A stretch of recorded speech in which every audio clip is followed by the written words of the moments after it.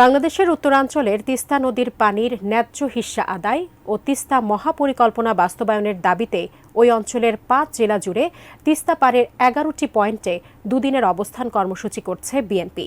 তিস্তা নদী রক্ষা আন্দোলনের উদ্যোগে এ কর্মসূচিতে অংশ নিতে দলটির মহাসচিব সহ ১ ডজনের বেশি সিনিয়র নেতা এখন ওই অঞ্চলে অবস্থান করছেন। দেশ যখন নির্বাচনী ট্রেনের দিকে অগ্রসর হতে চাইছে, এমন সময় বিএনপির এই ভারত বিরোধী কর্মসূচি দিয়ে কি বার্তা দিতে চাইছে?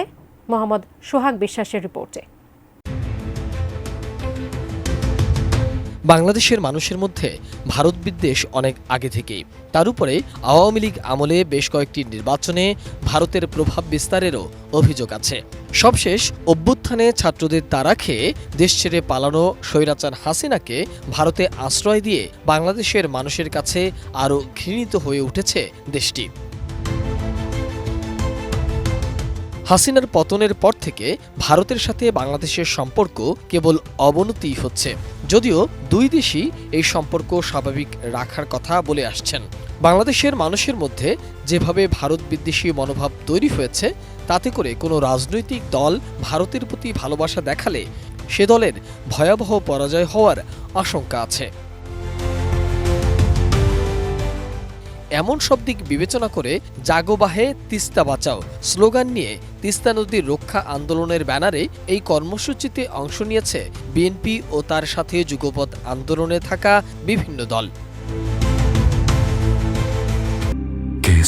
শেকড় থেকে শিখরে বিএনপি তিস্তা ইস্যুতে আগেও লংমার্চ সহ বিভিন্ন ধরনের কর্মসূচি পালন করেছে বিভিন্ন সময়ে, কিন্তু এখন যখন সংস্কার বা নির্বাচনী ইস্যুই আলোচনার তুঙ্গে, তখন এই কর্মসূচিতে বিএনপির শীর্ষ নেতৃত্ব এমন গুরুত্ব দেয়া এ নিয়ে নানা ধরনের আলোচনা শুরু হয়েছে রাজনৈতিক অঙ্গনে। প্রশ্ন উঠছে যে বিএনপি এই কর্মসূচি দিয়ে কি অর্জন করতে চাইছে।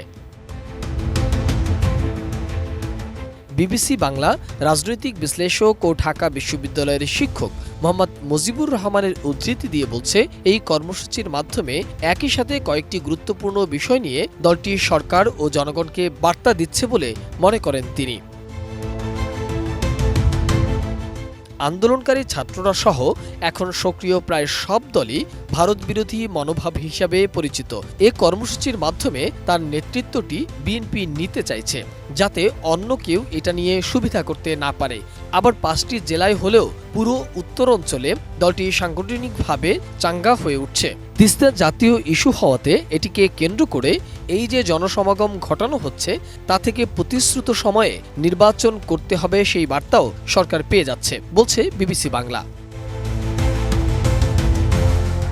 দ্রুত নির্বাচনের দাবিতে সরকারের উপর ক্রমাগত চাপ তৈরি করে আসছিল বিএনপি এবং সম্প্রতি দলটির সাথে সরকার মোটামুটি একমত হয়েছে যে আগামী ডিসেম্বরে সংসদ নির্বাচন হতে পারে।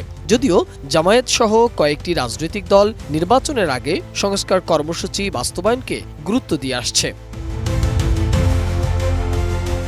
এর মধ্যে শেখ হাসিনা বিরোধী আন্দোলনের চূড়ান্ত পর্বে নেতৃত্ব দেয়া ছাত্র সংগঠকরা নতুন রাজনৈতিক দল ঘোষণার দ্বারপ্রান্তে রয়েছে এবং এসব নেতাদের দিক থেকে মাঝে মধ্যেই বিএনপিকে লক্ষ্য করে নানা ধরনের বক্তব্য দিতে দেখা যায়। বিবিসি বাংলা এক প্রতিবেদনে বলছে, আওয়ামী লীগের পতনের পর বিএনপি ও জামায়াত সহ যারা এই রাজনীতির মাঠে আছে, ভারত বিষয়ে তাদের নীতি কার্যত একই। এমনকি আন্দোলনকারী ছাত্রদের নতুন যে দল আসছে, তারাও ইতিমধ্যে তীব্র ভারত বিরোধী হিসাবেই নিজেদের উপস্থাপন করেছেন। গত কয়েক মাস ধরে সারা দেশে দলীয় সভা সমাবেশ ও নেতাদের সফরের মাধ্যমে ব্যাপক সাংগঠনিক তৎপরতা চালাচ্ছে বিএনপি। প্রতিটি নির্বাচনী এলাকায় দলটির সম্ভাব্য প্রার্থীরা সক্রিয় হয়েছেন অনেক আগেই। সেটিকেই আরও জোরদার করে নির্বাচনের দাবি বাস্তবায়নে সরকারের উপর চাপ সৃষ্টির জন্যই জনপ্রিয় ইস্যুগুলোকে এখন কাজে লাগাতে চাইছে বিএনপি। মোহাম্মদ সোহাগ বিশ্বাস, এটিএন নিউজ, ঢাকা।